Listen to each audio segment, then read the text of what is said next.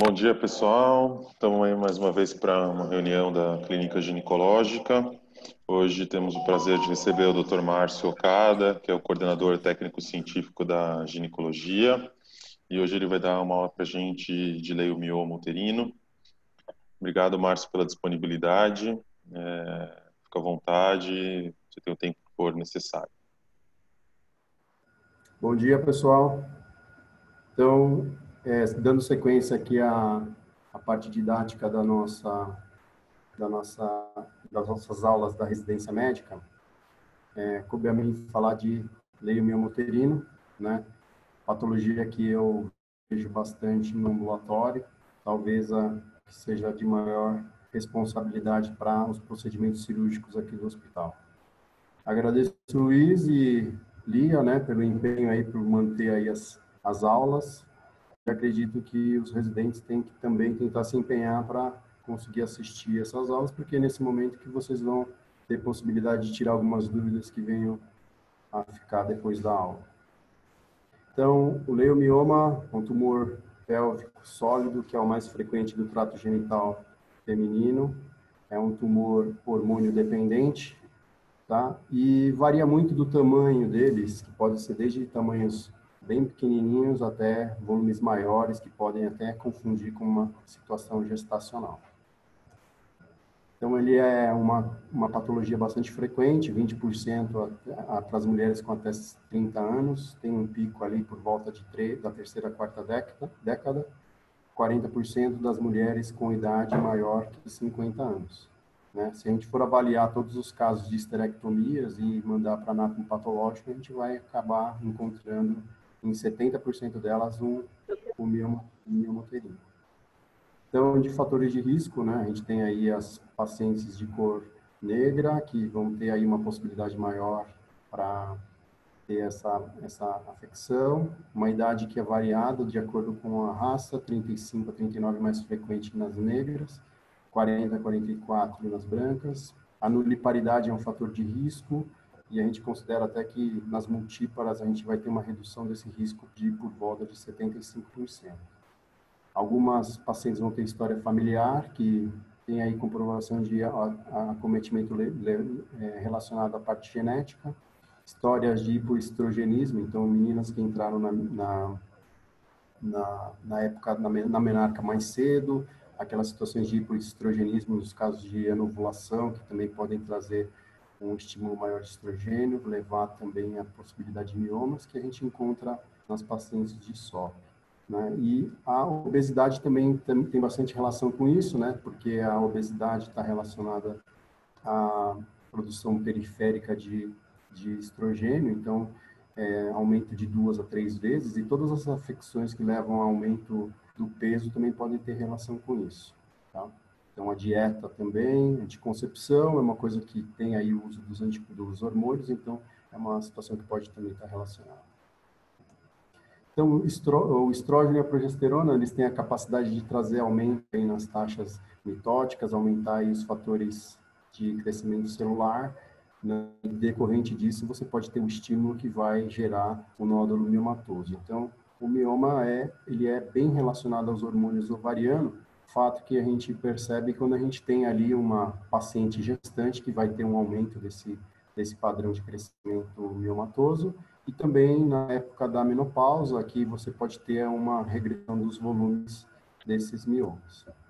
Então, geralmente, ele é uma tumoração redonda, de coloração mais esbranquiçada, ele é firme, às vezes uma consistência um pouquinho mais diferente, parecendo uma borracha, e tem o padrão de ficar meio espiralado, né, que é naquela superfície que a gente vê quando a gente faz aí a avaliação da peça. Eles podem naturalmente evoluir para algumas alterações, que são as alterações que a gente chama de alterações degenerativas, né? A mais frequente dentro das degenerações é a hialina, acontece praticamente em 65% dos casos, né, de degenerações, né? E para o nosso e são mais frequentes nos miomas subserosos. Já aqui, para a nossa população de atendimento na maternidade, o caso de relação maior com a gravidez é essa degeneração Huber, onde você pode ter um crescimento rápido dos miomas nesse período, e aí você trazer para aquele mioma um crescimento, evolução para necrose, e trazer aqueles quadros que podem até simular um abdômen agudo, né? E trazer um quadro de bastante dor dentro do período gestacional. Não é muito frequente a degeneração para doença oncológica, tendo uma frequência de aproximadamente 0,5%. Então, o leiomioma entra dentro daquele grupo de patologias, né, alterações orgânicas, que vão estar relacionadas às causas de sangramento uterino normal. Talvez esse tópico seja um tópico que vai ser abordado mais para frente, dentro dessas reuniões. Então, a classificação do mioma, de acordo com a FIGO, né, é uma classificação que varia, né, do 0 ao 8, né, e isso tem muita relação do próprio mioma com a parede uterina.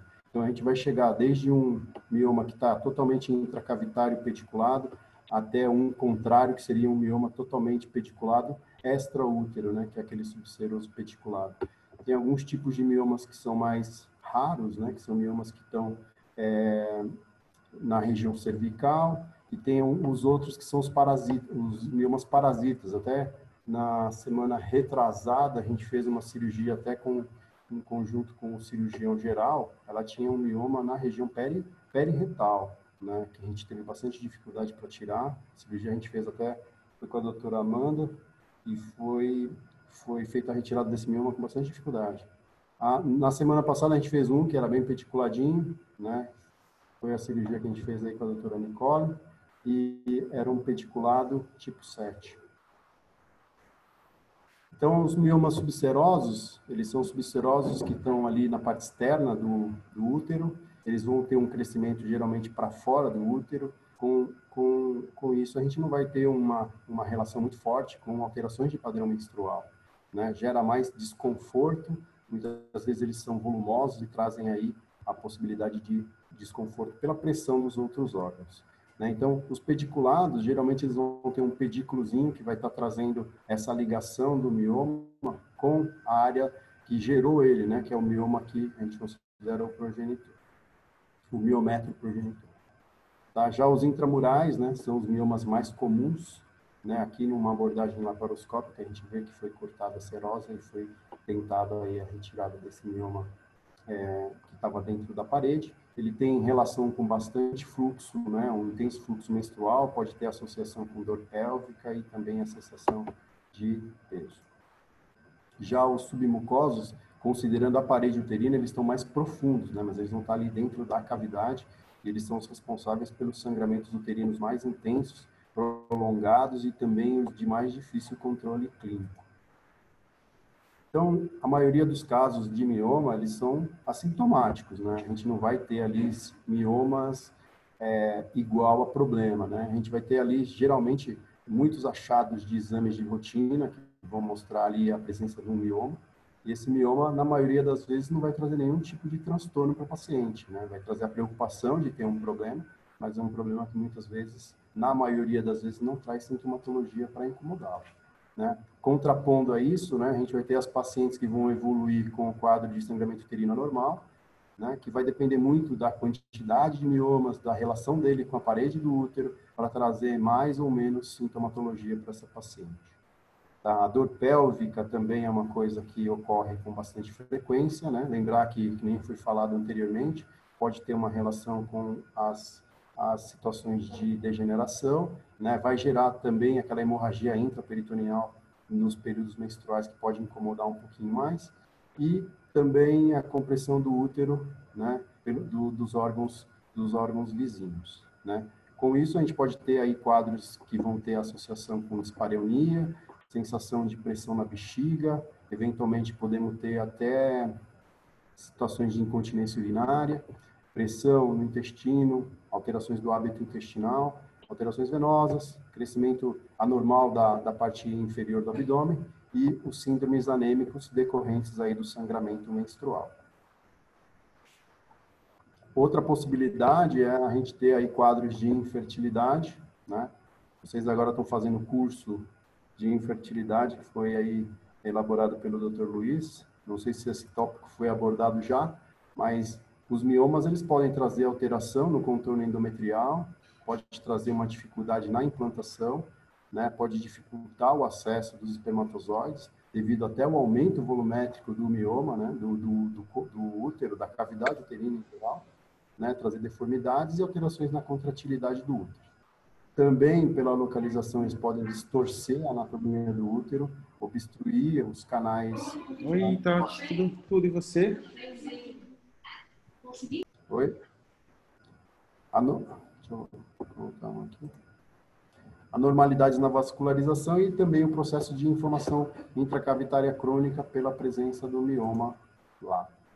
Então, aqui, do diagnóstico, né, a gente vai tirar a história da paciente, que pode ter associação aí com os quadros relacionados ao quadro clínico dela, né, e o exame físico que vai mostrar para a gente a possibilidade de volume uterino, trazer para a gente uma noção de qual é o grau de comprometimento em termos de volume, e também lembrar, né, da possibilidade do mioma ter aquela questão de ter o mioma parido, né. O mioma parido é uma possibilidade, geralmente esses miomas peticulados intracavitários vão evoluir para essa parturição e, em geral, né, a presença do mioma parido é igual a procedimento de retirada, né. Então, a gente teve aqui nos últimos 3, 4 semanas, a gente teve pelo menos aí, nos últimos 2 meses, a gente teve uns 3 episódios de mioma parido aqui no hospital.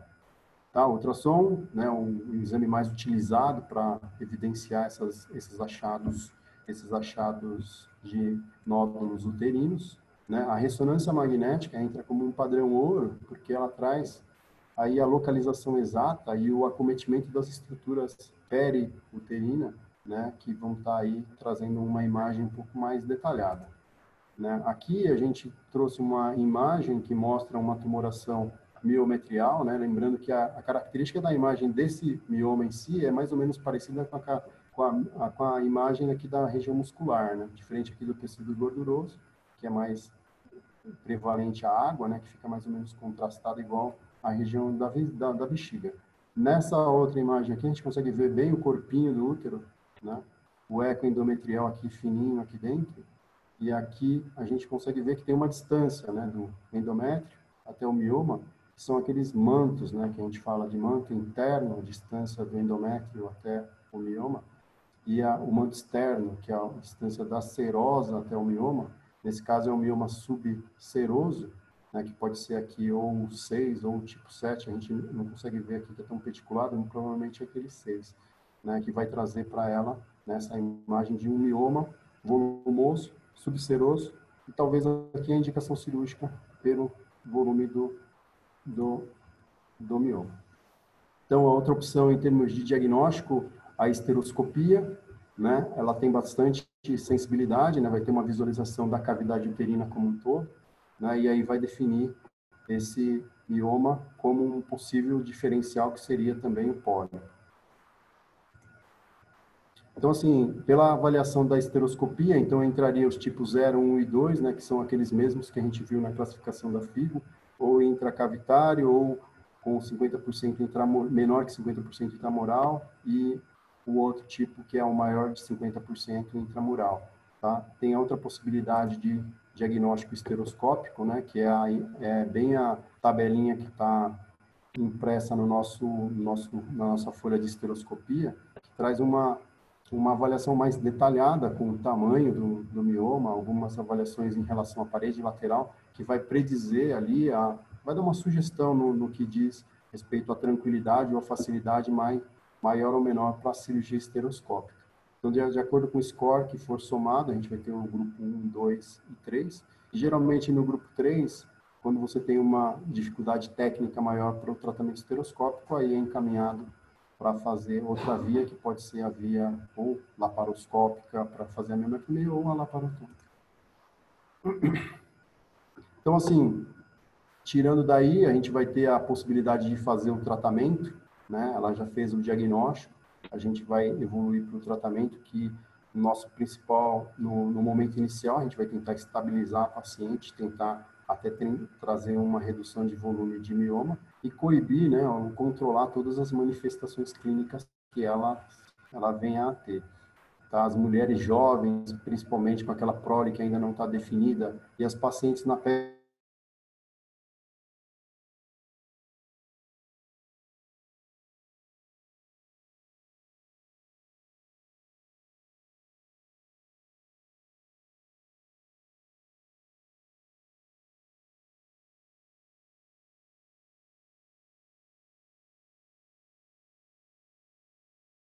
Tá? Em todo o tratamento clínico, a gente vai ter a possibilidade de lançar a mão de medicações hormonais, medicações outras que vão interagir com o endométrio, algumas outras que vão mexer com a parte da coagulação sanguínea. Então, os anti-inflamatórios, né, eles vão visar aí, principalmente tirar a dor, mas também trazer uma redução de fluxo. Geralmente, a gente vai utilizá-los na época do período menstrual.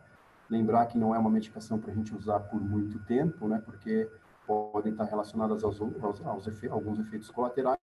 E aqui dentro do serviço a gente tem a disponibilidade de ter 2 tipos de medicações anti-inflamatórias. Já o antifibrinolítico, ele é uma medicação, né, que faz aí a redução da fibrinólise. Lembrar que nessas pacientes que têm um sangramento aumentado, elas vão ter um distúrbio nesse controle da fibrina. Então, com o antifibrinolítico, a gente vai ter, em média, uma redução de fluxo de aproximadamente 50%, e lembrar dos efeitos colaterais, né? Como ela vai mexer na parte da coagulação, o tromboembolismo, ele entra dentro da contraindicação, assim como a insuficiência renal. Em termos de dose da medicação, as últimas atualizações mostram que talvez uma aplicação de 1 grama a cada 3 ou 4 vezes seja a dose padrão. Lembrar que a dose ideal, a dose máxima tolerada dia, não deve ultrapassar 4 gramas dia. Já aí na parte da parte hormonal, a gente vai ter os medicamentos hormonais que são os anticoncepcionais, eles vão trazer uma redução de 35% a 72%. Dentro de disponibilidade mais tranquila, a gente tem a combinação de 30 microgramas de etinoestradiol mais o levonorgestrel, né, que são os ciclo 21, o microvilar, que a gente tem de tranquilo na rede básica, né, que a gente pode fazer a princípio a cada 12 horas e depois na manutenção manter uma medicação com uma dose menor. Né? Lembrar que aqui a gente tem que perceber e lembrar dos critérios de elegibilidade para não trazer uma medicação que vai trazer para o paciente uma situação de risco muito maior do que o benefício. Já as progesteronas isoladas vão tentar trazer atrofia endometrial e uma reação um pouquinho da parte anti-inflamatória. Ela pode ser cíclica, que talvez não seja o mais interessante, né? Pensando que a gente tem uma paciente que tem um sangramento uterino normal, ou contínua, que talvez seja a melhor opção, né? Que a gente pode utilizar por via oral, ou naquelas situações de manutenção, a via injetável, que a gente vai ter a injetável trimestral. Já o SIL, né, de levonorgestrel, o liberador de 20 microgramas dia, né, esse daqui é o SIL Mirena, né? Atualmente, pela secretaria, a gente já tem a indicação de fazer a medicação para a tentativa de controle de sangramento uterino normal, né? Ela vai reduzir aí em 71% a 96% o sangramento, né? Atualmente, a gente teve o lançamento do SIL de levonorgestrel, que é de liberação de 15 microgramas dia, que é o Calina, que nesse caso, para controle de sangramento uterino normal, talvez não seja a opção melhor. Né? O Calina, ele tem tanta eficácia quanto o Mirena para a parte de anticoncepção, mas para controle de sangramento uterino normal, talvez o Mirena seja melhor. E a cavidade, lembrar, né, que ela não pode ter distorções, né? O Mirena, ele é uma medicação que não tem muitos contraindicações, então aqui, talvez, se você tiver um mioma intracavitário, vai trazer a dificuldade de você até ter a inserção e depois a manutenção desse DIU intracavitário, tá? Outra medicação hormonal que a gente pode usar é o análogo de GnRH. Aqui a gente usa geralmente a glocerrelina, né? Ela vai induzir aí um hipogonadismo, hipogonadotrófico, tá? Trazendo para o paciente uma situação menopausal. Mas a gente tem que lembrar que logo depois da aplicação ela vai ter uma inicial aumento da liberação dessas gonadotrofinas. Então ela pode ter um sangramento logo depois, 10, 15 dias depois da aplicação da medicação, e pode encarar aquilo como uma falha de tratamento. Então, ela tem que estar orientada dessa possibilidade. Depois disso, ela vai entrar, então, num quadro meio que de menopausa e, eventualmente, a gente precisa de contornar esses efeitos colaterais com uma terapia de reposição hormonal nessa época. Tá? A maioria desenvolve, então, a menorreia e apresenta uma redução de 25% a 80%. E esse efeito máximo vai ser por volta de 12 semanas. Então, assim, numa situação pré-operatória, não adianta a gente ficar repetindo e repetindo e repetindo doses de análogo, porque ela vai chegar naquele momento ali de 2,5 meses na resposta talvez máxima, né? Aqui no hospital, acho que uns 8 anos atrás, a gente fez um levantamento, foi um assunto de monografia de conclusão, e a gente chegou à conclusão no nosso trabalho que a redução foi de 56%. Umas avaliações de análogo versus placebo mostram uma eficácia bem significativa, dismenorreia 91 contra 26, a dor pélvica 72,45 e uma resposta para ganho em termos de HB de mais ou menos 2 pontos, né, em relação ao placebo.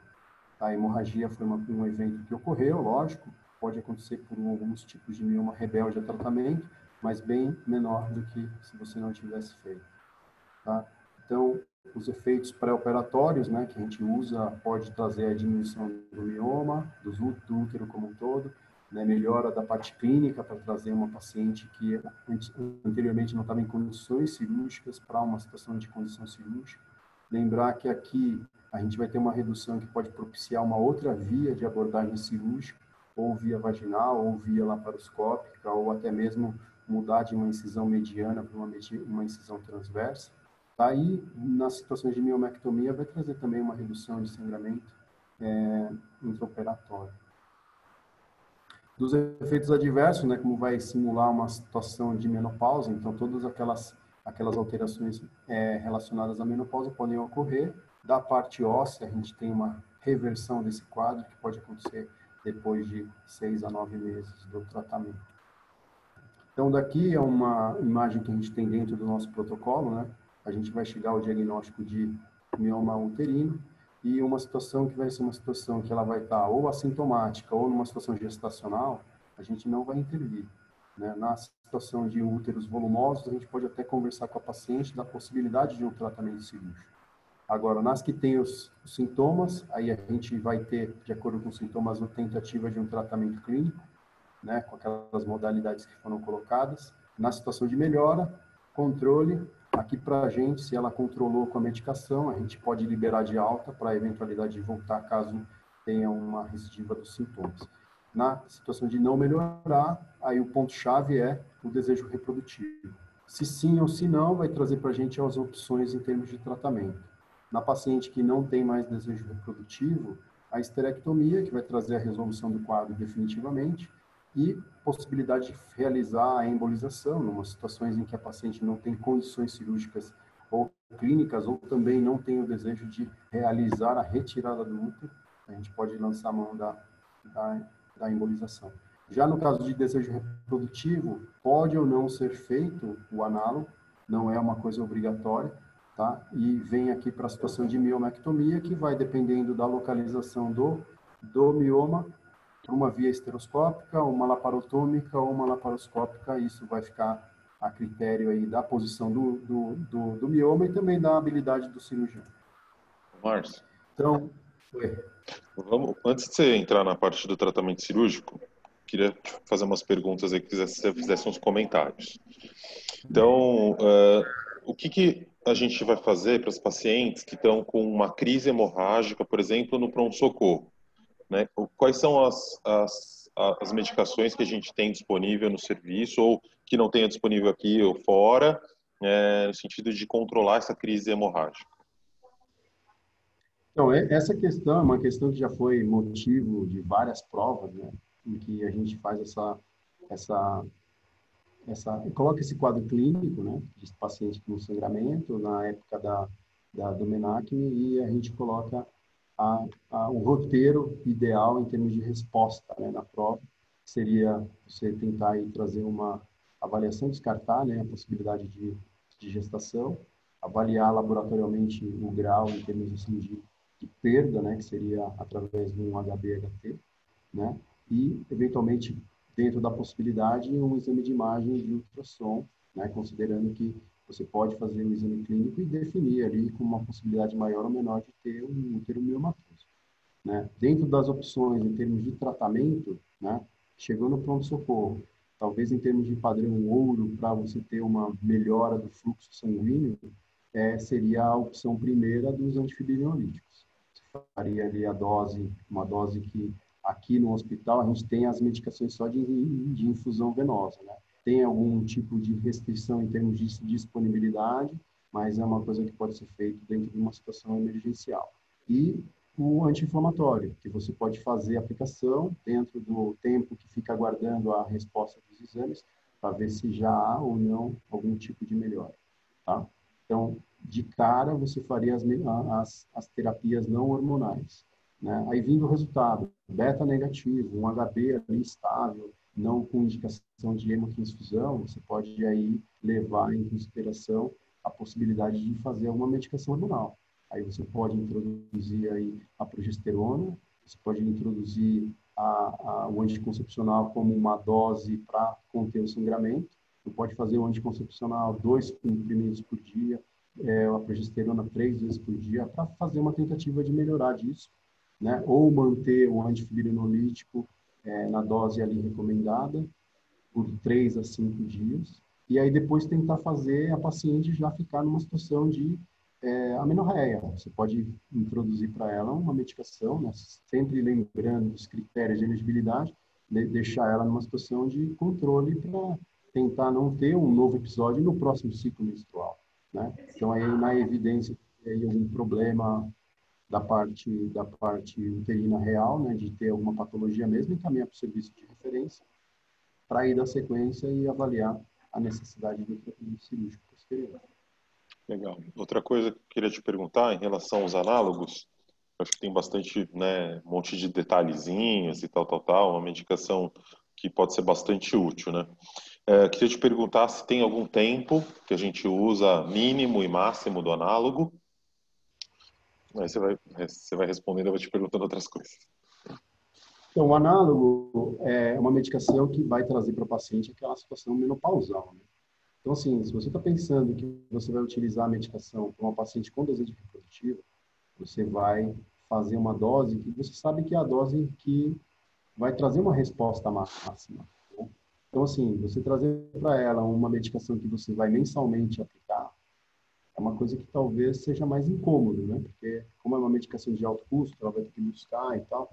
Então, a gente pode fazer uma dose trimestral e avaliar dentro de um período aí de 2 meses e meio qual que é a resposta desse útero em relação ao, ao volume e a queixa em termos de sangramento se houve melhora, né?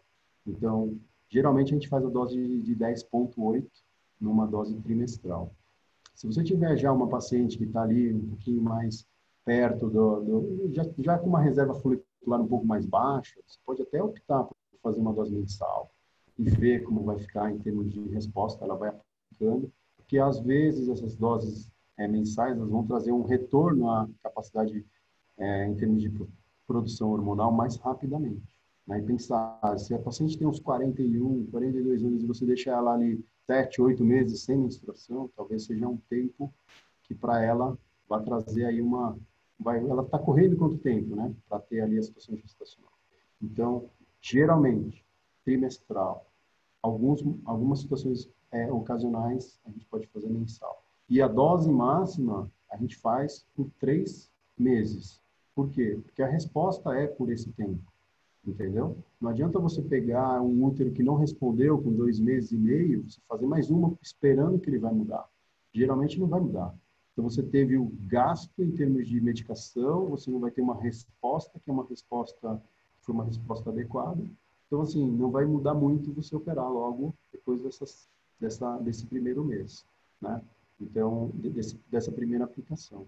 Então assim, a dose você falar mínima, qual é? A mínima é a de 3,6 no mês. Você teve ali uma resposta excepcional, já partiu para uma redução de 50% naquele período, já é uma coisa que está bem interessante. Agora, geralmente, a gente, como tem um período de 12 semanas para o efeito máximo, a gente geralmente aplica de 10,8.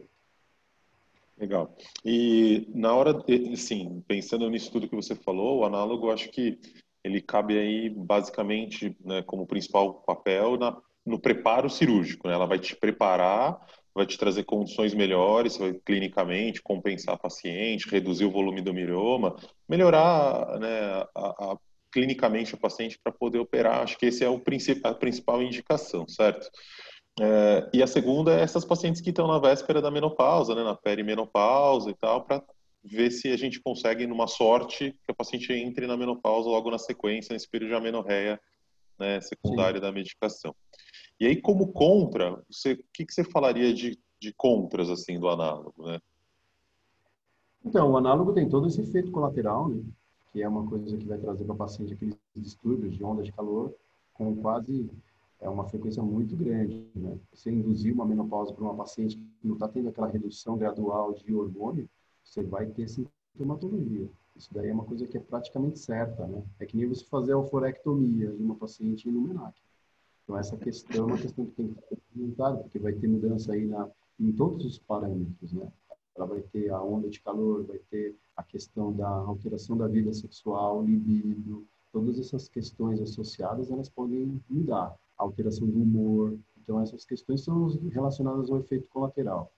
Tem muitas ondas em termos assim de questionamentos da parte do uso do análogo, que você tem a perda, né, decorrente de uma resposta do análogo, do mioma ao análogo, você pode ter um pouco de perda de plano de liberação de mioma, né? Isso daí pode acontecer real. Então, pode acontecer de você ter um pouco mais de dificuldade, de repente esse mioma entrou num quadro de degeneração, você acaba perdendo um pouco aquele plano de dissecção, né? Então, pode acontecer de ter isso. Na experiência que eu tenho aqui, já tive muitas pacientes em que, mesmo sem análogo, você tem uma diferença, com análogo, nenhuma diferença. Então, assim, é muito variável. Às vezes, ele tem mais relação com o próprio mioma, de ele ter um crescimento diferente do que é o padrão, e que vai trazer uma dissecção mais dificultada, né? E lembrar que, assim, se você já tiver um mioma degenerado na imagem da ressonância, sugerindo já algumas áreas já de degeneração, a gente sabe que esse mioma já não vai responder muito bem. Então, já é uma situação para você até evitar, para não postergar uma cirurgia ou piorar um plano cirúrgico de um mioma que não vai ser muito fácil de você retirar. Legal.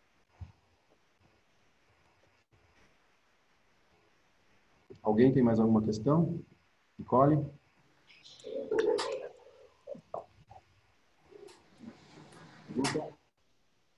Wesley? Então, dando sequência aqui, então a gente falou do tratamento clínico, agora as indicações do tratamento cirúrgico, né, quando a gente tem falha do tratamento medicamentoso.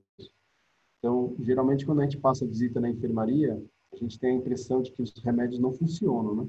Porque a gente conta a história, o paciente usou tal remédio por tanto tempo, mantém o sangramento. Então, geralmente, os casos que a gente vai encontrar na enfermaria são os casos que não responderam ao tratamento clínico. Até porque essas pacientes que responderam não estão mais no serviço, estão acompanhando no próprio posto, né? Então, as pacientes de falha de tratamento medicamentoso, os miomas de grande volume, e nas situações de urgência e emergência, que aqui entraria principalmente os quadros álgicos e os quadros de mioma parido, tá? São as pacientes com indicação de tratamento cirúrgico.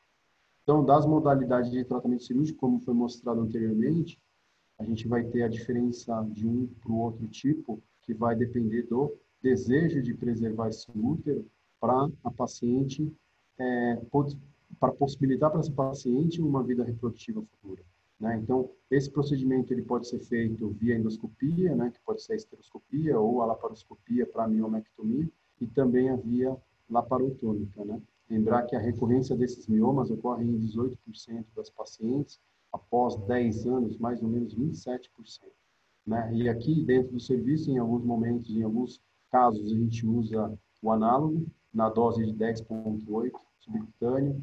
A gente faz análise depois de 2, 3 meses e os pré-operatórios para realizar a cirurgia. Lembrar que nos casos de miomectomia, né, como foi passado anteriormente, a gente sempre pede a ressonância.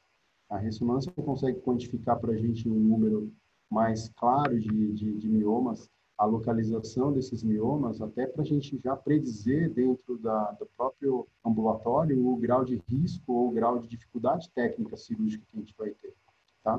Aqui, em termos de protocolo, desde o último protocolo, eu já tinha colocado o misoprostol via retal como método pré-operatório para a gente ter uma redução de fluxo em termos de sangramento. E mais para agora, depois de eu tive umas conversas com o Dr. Messina e a gente estava pensando na possibilidade de um pré-operatório já com o ácido tranexâmico, que tem evidência já de que traz uma redução de fluxo no intraoperatório. Então, aqui um exemplo, né, de uma paciente que foi submetida à mioectomia aqui no serviço. Né, Márcio, desculpa te interromper, mas você sabe que também em laparoscopia a gente usa muito diluição de adrenalina e faz injeção de adrenalina em volta dos miomas também. Isso também é uma boa alternativa para redução de fluxo sanguíneo na cirurgia. Aí você faz a diluição, você faz com... Tá aí, faz uma diluição 1:10 e... Isso, e aí você injeta, tem umas agulhas especiais. Quando não tem agulha, faz com agulha de hack ou até de peridural, faz umas injeções, né, em volta do mioma. Isso facilita, né, a dissecção e sangra bem menos, né, na laparoscopia, é bem interessante. Ok, é uma possibilidade também, a gente pode até avaliar nas eventualidades futuras de tentar aí fazer também, né, até para a gente aplicar no próprio útero a parede aberta, é muito mais fácil até do que a via laparoscópica. Né? Então, aqui, o tratamento cirúrgico, né, uma paciente que já tinha um abaulamento do abdômen inferior, no inventário de cavidade, essa a imagem, né, que a gente consegue ver aqui bem. Aqui eu não sei se é o ligamento, se é a tuba, provavelmente o ligamento, do outro lado também, o ováriozinho lá para trás. Esse útero é aquele útero da ressonância que eu mostrei, tá? Então ele tem ali um corpo do útero e um mioma que está crescendo lá para trás. É mais ou menos uma reprodução daquela imagem mostrada na ressonância anteriormente. Então aqui, depois da retirada, né, geralmente na miomectomia a gente faz uma incisão fusiforme, né, pegando ali a região da serosa, chega até o plano do mioma, descola todo ele, né, e faz a liberação e depois os pontos hemostáticos aí que a gente faz para a recuperação, tá? E aí, ao final, depois da miomectomia, o mioma, né, ficou mais ou menos do mesmo jeitinho, sem a tumoração lá no fundo. Outro exemplo, né, de um outro mioma que a gente fez, a mionectomia, que já tinha, né, aqui a situação de uma dificuldade, porque a tuba já estava aqui comprimida pelo mioma, era um mioma bem grande, também que a gente levou para o procedimento cirúrgico, conseguimos aqui fazer a retirada dele, tá? Também não teve nenhuma intercorrência intraoperatória, aqui um mioma de mais ou menos uns 20 centímetros. Tá, então, todo esse procedimento, né, da miomectomia é um procedimento pensando em gerar para o paciente futuramente uma capacidade de ter um bebê, né? Então, algumas vezes, né, quando é possível, né, a gente faz análise das tubas. É difícil assim, como a gente adota a posição de decúbito dorsal, né, então geralmente a gente não faz a cromotubagem. Mas em algumas situações em que eu fiz a cirurgia em semiginecológica, a gente já fez a cromotubagem para liberar ali e ver que as tubas estavam pérvias, né? Então, aqui a taxa de gestação pós-miomectomia vai ser uma coisa variável para 40% e 50%. Então, é uma situação que traz aí uma resposta em termos de sucesso até que razoável, né? E após a ressecção esteroscópica pode chegar até 77%.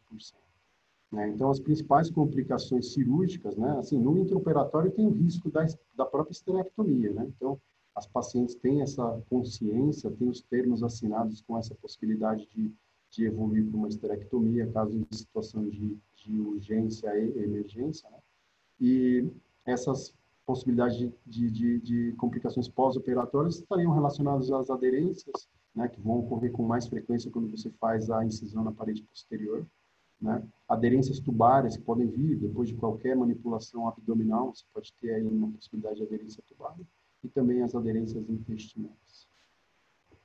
Já agora pensando no tratamento da parte das pacientes que não têm mais o desejo reprodutivo, Então, a gente tem as duas modalidades de esterectomia para esses casos benignos, né? A gente teria a subtotal e a esterectomia total, né? Na situação da radical, seriam para situações de doenças oncológicas, né? Que aí, principalmente a parte de doença de colo, que a gente faria uma cirurgia com ampliação aqui da região vaginal, talvez a ampliação para a parte parametrial. Só que no caso de mioma, por ser uma patologia benigna, a gente tem as duas modalidades em termos de cirurgia. Diferença delas, né, que é aqui na subtotal, a gente vai interromper aqui a cirurgia depois da ligadura das uterinas. Então, a gente liga as uterinas, faz a secção aqui na transição do colo para o corpo e faz a retirada do corpo do útero, preservando o colo, né? Aqui, geralmente, para evitar de ter alguma intercorrência menstrual pós-operatória, a gente pode fazer uma cauterização aqui da região do colo. Geralmente, eu tiro como se fosse um conezinho aqui da região da endoscervix, para não ter esse risco, que é o risco de sangramento pós-operatório ou um risco de um sangramento cíclico após a cirurgia, né? Já se for fazer a esterectomia total, aí a gente vai fazer a abordagem do paramétrio, para depois fazer a apexia da cúpula com esse próprio paramétrio, útero sacro, para depois fazer a apexia.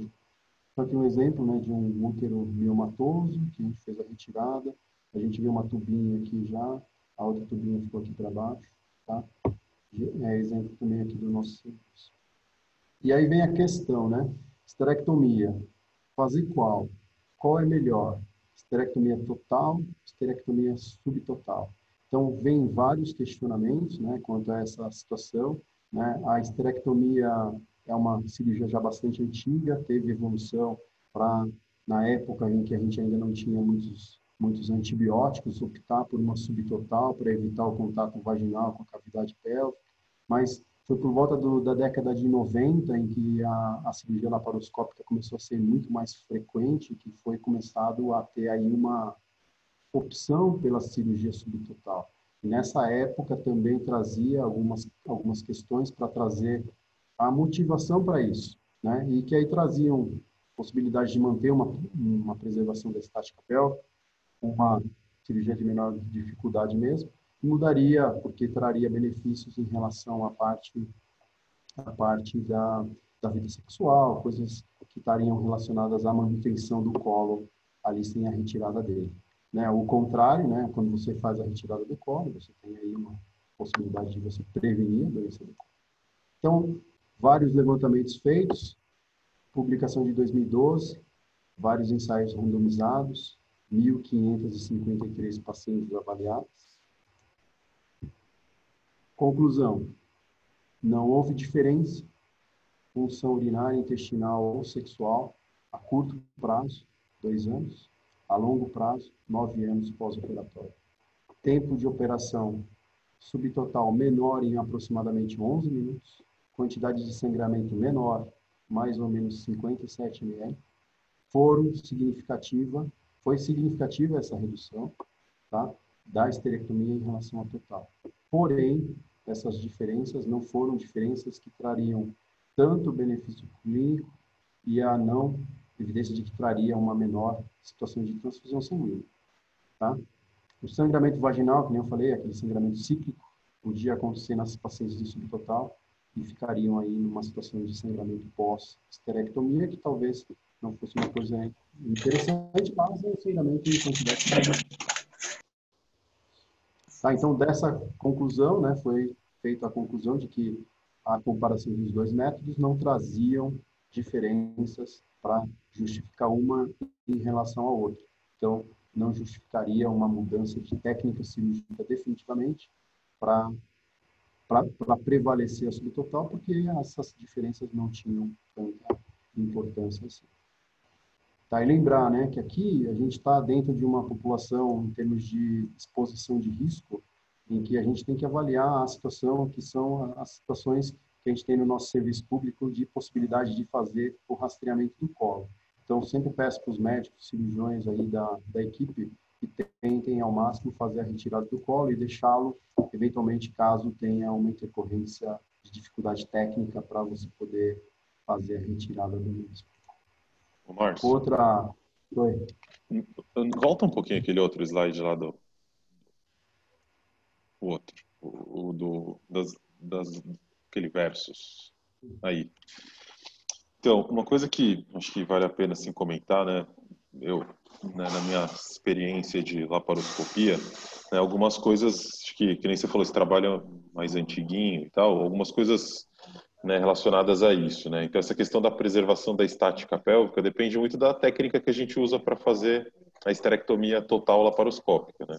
Hoje em dia a gente usa a técnica intrafacial, então você vai, né, marcando totalmente o fundo do saco com o manipulador uterino, e aí, teoricamente, você consegue preservar a integridade do anel pericervical, então você não teria essa mudança na estática pélvica.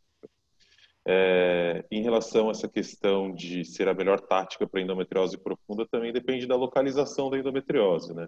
Hoje em dia, a gente sabe que o lugar de maior prevalência de endometriose é nos ligamentos uterossacros, né? Então, você tem endometriose retrocervical, de septo retovaginal, de vagina, né? E aí, nesses casos, aí não tem sentido fazer esterectomia subtotal, né?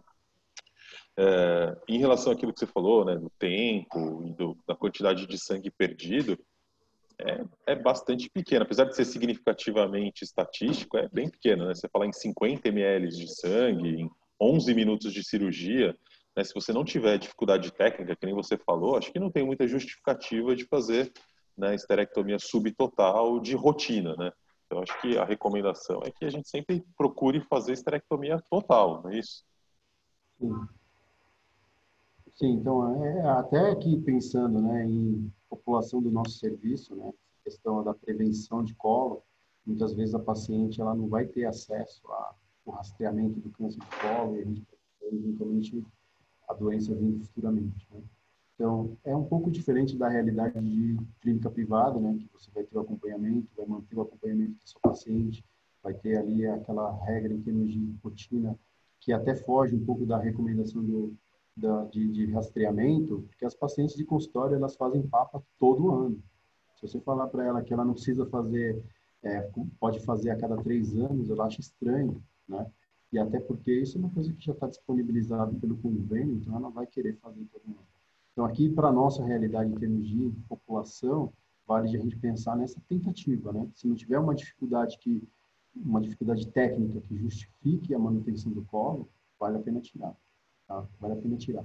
Daqui da parte que nem você falou, esse levantamento é um levantamento antigo, já é de 2007, né, que tem essa revisão. Essa época ainda em termos de endometriose, né, a gente não tinha tanto esse padrão de que a retirada de todos os focos era aquele padrão ouro, né?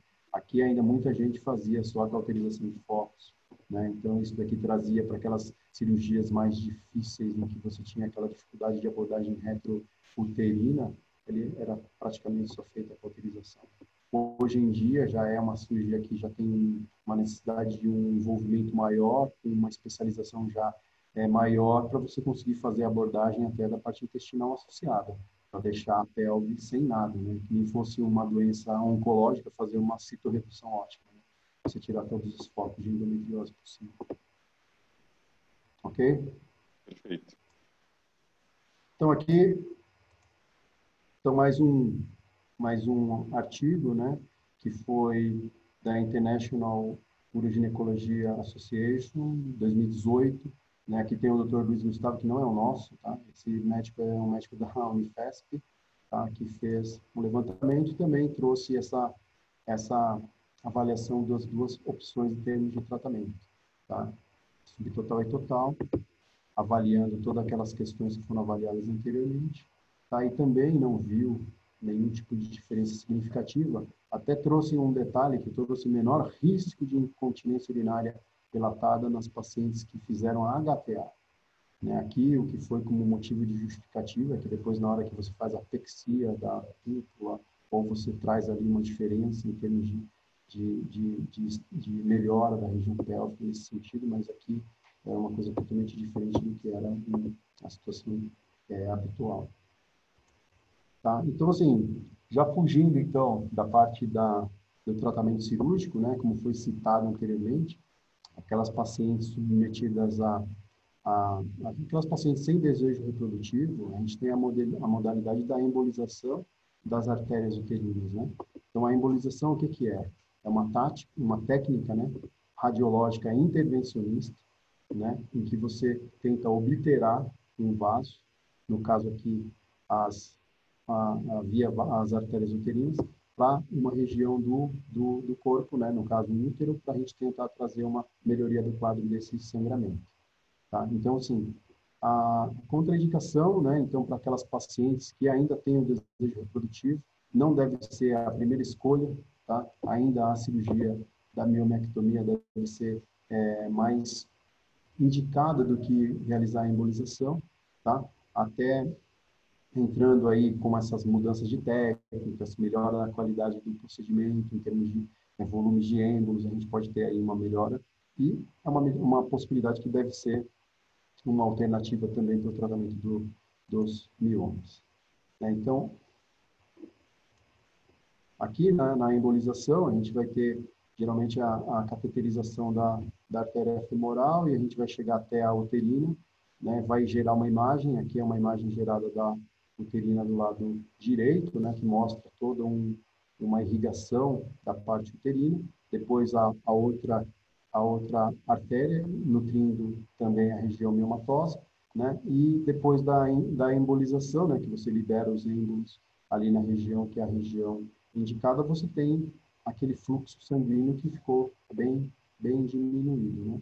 Então, aqui, a setinha que eles colocaram aqui é uma observação de que daqui ascende um ramo, né? Que é um ramo que vem da artéria uterina, que vai levar ali até a região da tuba um ramo ovariano, né? Que vai trazer para a irrigação ovariana uma situação de qualidade de irrigação. Então, existia também o risco de você embolizar essa artéria.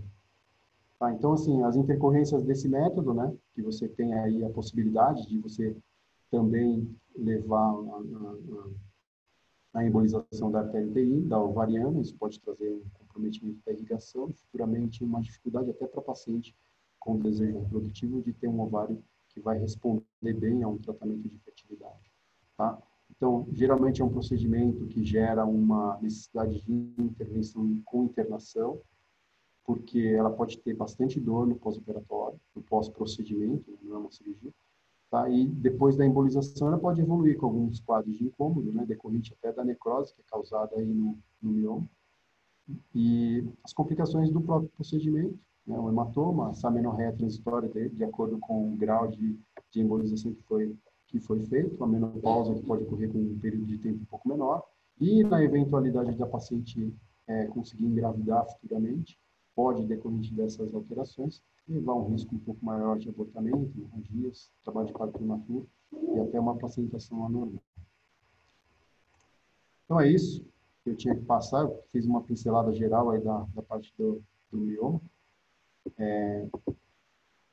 Estou à disposição para algum questionamento. Se alguém quiser fazer alguma pergunta, gerou alguma dúvida. Márcio, Pode. eu tenho mais duas questões que eu queria te perguntar. Em relação à retirada das trompas, como que a gente deve proceder? Tem indicação de tirar trompa de todo mundo, de ninguém? E os ovários, a partir de que idade, quando você, né, propõe para o paciente uma esterectomia por doença benigna, faz sentido ou não retirar? Eu queria que você comentasse, por favor. Então, a tuba, né? A tuba é um órgão meramente reprodutivo, né? Então, em termos de produção hormonal, ela não vai trazer muita contribuição, né? A tuba é um foco de possibilidade de patologia futura. Então, você vai trazer ali um risco para, eventualmente, você evoluir para uma hidrossalpinge, algumas alterações que vão gerar uma dúvida ultrassonográfica, que pode vir descrito ali como uma tumoração cística anexial, aí vai ficar tuba, ovário, ovário, tuba. Então, a recomendação para cirurgia de esterectomia é a retirada da trompa sempre. Ok? Da parte do ovário, é o contrário. O ovário, ele é o produtor de hormônio. Então, o ovário é o contrário, ele não deve ser retirado praticamente nunca, a não ser que ele tenha algum tipo de característica de risco em termos patológicos, tá? E aí, numa situação de doença benigna, ele não tem indicação de ser retirado, a não ser que tenha algumas situações especiais em que você está fazendo uma cirurgia para uma doença benigna, ok? Mas uma hiperplasia com atipia. Você pode ali avaliar a congelação na hora, eventualmente checar a idade da paciente, trazer uma possibilidade de uma cirurgia para fazer uma complementação com alforectomia. Uma paciente que tem antecedentes familiares ali com doença oncológica ovariana, você pode avaliar. Agora, em geral, mesmo pensando, a paciente já está na menopausa, vamos tirar o ovário. O ovário, ele para de produzir uma quantidade hormonal que vai trazer para aquela situação um nível de hormônio que vai evoluir ou não para uma situação menstrual que tem a ver com ovulação. Só que ele vai manter uma produção basal. E às vezes essa produção basal é o suficiente para o paciente ficar ali no período da menopausa sintomático. Então, mesmo numa situação menopausal, você fala, vou fazer uma profilaxia aqui de câncer de ovário. Câncer de ovário é uma patologia bem infrequente, né?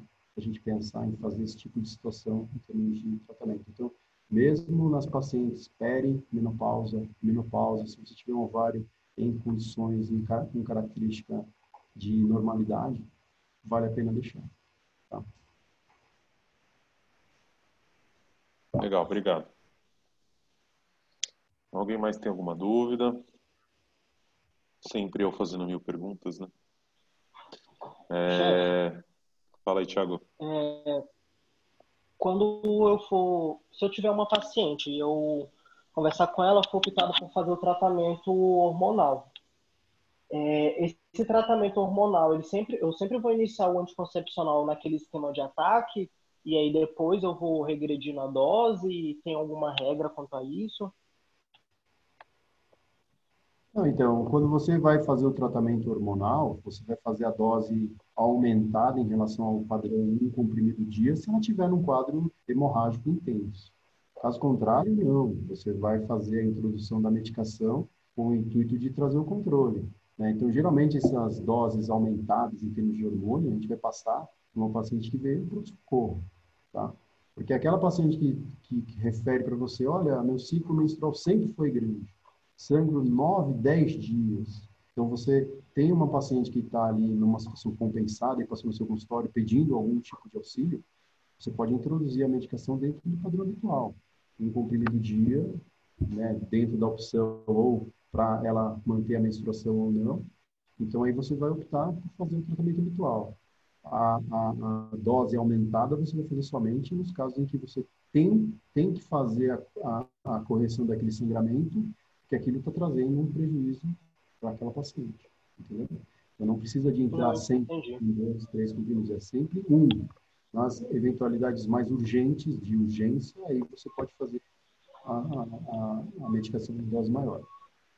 É uma coisa que eu sugeriria, né, Márcio, essa questão, né, da anticoncepção, do uso do hormônio, né, para paciente com mioma, discutir bastante com ela a questão do uso do anticoncepcional em regime estendido, uso contínuo, né, até também pensando nessa recuperação hematológica, melhorar as condições da paciente nesse sentido, né? Então, lembrar que não existe só o anticoncepcional, né, contínuo de 21 dias para 7, existem outros tipos de regime que a gente pode fazer que são bastante interessantes para essas pacientes, né? Sim, sim. Lembrando que o problema é a menstruação, você pode até, eventualmente, fazer uma avaliação com pausa, ver como é que ela fica. De repente, assim, que a gente tem bastante paciente que gosta de menstruar, né? Que a não menstruação vai gerar para ela aquela situação de que, estou grávida. Então, nessas situações, você faz uma tentativa de fazer a pausa. Ela menstruou numa quantidade menor, ok, pode continuar menstruando. Agora, se o fluxo continuar sendo aumentado, então aí é melhor você fazer os regimes contínuos, né, para você deixar a paciente sem fluxo menstrual. Não, certo. Obrigado, chefe. E outra coisa, qual o volume uterino para eu indicar uma esteré, por exemplo, por VLP ou aberta? Por exemplo, se eu pego uma paciente, acontece muito, né, no ambulatório de triagem. Pego uma paciente e aí eu tenho que saber se eu mando essa paciente para vídeo ou para gineco geral. Qual o volume uterino que eu estaria pensando para separar isso? Olha, na verdade, o volume é uma coisa só, é só um dado, né? O dado volumétrico é uma coisa muito isolada para você pensar nisso, né? Então, assim, existem todas as possibilidades, todas as vias, né, de esterectomia você pode utilizar. Você pode fazer laparotômica com útero pequeno, você pode fazer laparoscópica com útero grande, vaginal com útero grande. O que você vai considerar aí, talvez seja a história desse paciente, né? Se você tiver ali uma paciente que tem um útero já grande há bastante tempo, a possibilidade de ela ter uma doença oncológica associada aí é muito pequena. Agora, imagina que ela veio no seu exame da consulta do ano passado, ela tinha um útero de 120, de repente ele veio a 800. Você tem que suspeitar de que pode ter algum tipo de intercorrência. Lógico que quando você faz Uhum. os cuidados da cirurgia laparoscópica, que você faz o morcelamento dentro, seguindo os cuidados para você não ter ali a liberação de partículas do útero por dentro da cavidade, você pode utilizar. Só que aí, às vezes, vale de você considerar algumas coisas fora só o volume, entendeu? O que tem ali naquele quadro é de quando você tem volumes maiores do que 300, você pode sugerir a cirurgia. Agora, a via cirúrgica vai depender muito da habilidade do próprio cirurgião, porque todas as pacientes podem fazer esterectomia vaginal. A esterectomia vaginal, você tem técnicas aí de morcelamento que você pode fazer para volumes uterinos bem grandes, entendeu? Para laparoscópica Certo. também você pode fazer. A diferença é que você tem ali que ter os cuidados de fazer um morcelamento intracavitário, são cuidados que você deve seguir para você não ter um prejuízo caso você se surpreenda depois com um diagnóstico de uma doença oncológica. Tá? E a laparotômica vale para todos os casos, né? Lógico que em termos de recuperação, a laparotômica é a pior. Você vai ter ali a situação de repouso, que vai ter que ser muito mais prolongado. Tá? Então, assim, o dado só volume não é o suficiente. Você tem que avaliar bem a história da paciente no geral, né? A situação de possibilidade de você trazer um menos risco seguindo a Uhum. técnica que você optar, ok? Então, assim, é uma coisa que não dá para falar só volume, tanto. Não. O quadro no geral, ok? Tá, Só certo. Obrigado, complementando Jeff. isso daí, essa pergunta é bem interessante. Eu queria, né, dar também minha opinião sobre isso. Eu acho que no geral a gente, né, essa questão, principalmente para laparoscopia, isso que o Márcio falou é perfeito, concordo 100% com tudo.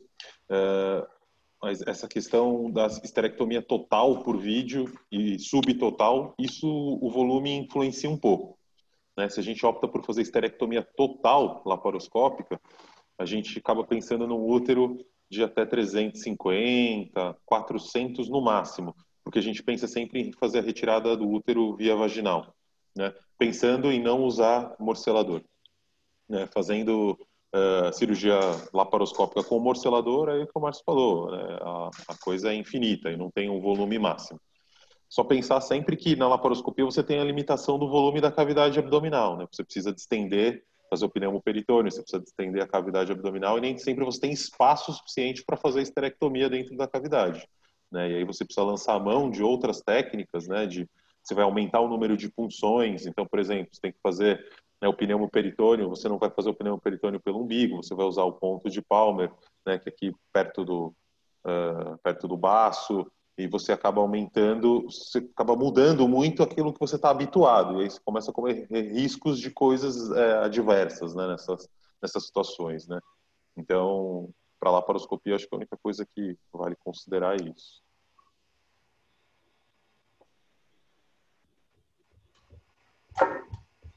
Não, Alguém beleza, mais, obrigado, chefe. alguém quer fazer mais Eu alguma tenho uma outra pergunta? dúvida também. Vai lá. Uma paciente, por exemplo, ela tem miomatose sintomática, eu inicio com tratamento com método hormonal para ela. Não teve melhora e, a princípio, essa paciente tem desejo reprodutivo.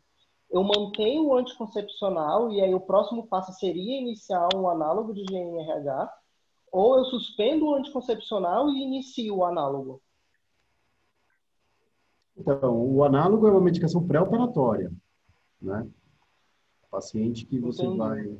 vai submeter a uma miomectomia, você vai optar pelo análogo se você tiver com uma preparação em termos cirúrgicos. A cirurgia é uma coisa que vai que nem foi colocado ali, as pacientes com desejo reprodutivo ainda indefinido ou ainda que não ficou ali meio bem claro para ela, você pode optar por falar para ela tentar engravidar, sem fazer nenhum tipo de intervenção. Lógico que se ela não conseguir, aí você pode prepará-la para a cirurgia e aí ver se o análogo entra como uma opção ou não, tá? Então, que nem foi colocado, o análogo não é para sempre, a gente fazer sempre. A gente vai fazer em algumas situações especiais, tá? Como pré, Mas não é entendi. E aí, e aí eu utilizo esse análogo pelos 3 meses de pré-operatório, e após os 3 meses continuo fazendo a avaliação dessa paciente, certo? não, o Opero análogo ela, não. fez o análogo e opera. Você não vai só operar a Ah, tá. paciente com o análogo se você quiser induzir a menopausa. Então, você fez a Entendi. medicação para aquela senhora que está já na perimenopausa, e aí você faz a medicação e torce para que ela fique na menopausa. Na Entendeu? Porque menopausa. já teve aí alguns casos que a gente fez o análogo e depois ela voltou com o útero do mesmo tamanho, com a mesma sintomatologia, e aí a gente teve que operar.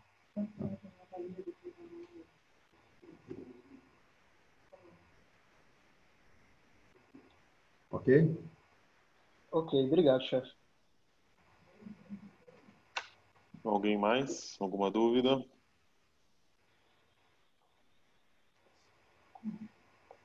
Acho que não, né, Márcio? Beleza. Bom, obrigado. Foi muito legal, foi muito boa a aula. Espero que todo mundo tenha aproveitado bastante. Se alguém tiver alguma dúvida depois, né, pode procurar o Dr. Márcio. E é isso aí. Obrigado a todos. Até a próxima reunião. Beleza, Tchau, obrigado. Márcio. Gustavo. Obrigado. Tchau, Tchau. tchau.